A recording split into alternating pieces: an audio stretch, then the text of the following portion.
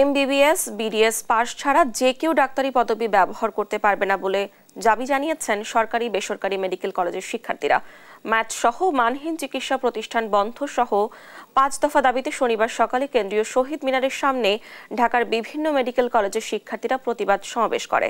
তারা জানান, BMDC act challenge করে যে রিট করা হয়েছে তা অনতিবিলম্বে প্রত্যাহার করতে হবে।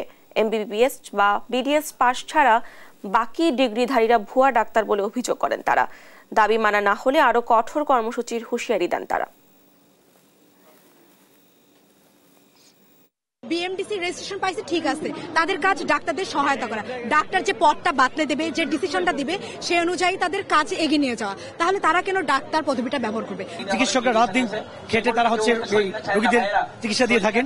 সেখানে 19 থেকে 20 হলেই তারা বাইরে থেকে বহিরাগত রোগ নিয়ে আক্রমণ করেন। আমরা চাই চিকিৎসক সুরক্ষা নিশ্চিত হোক।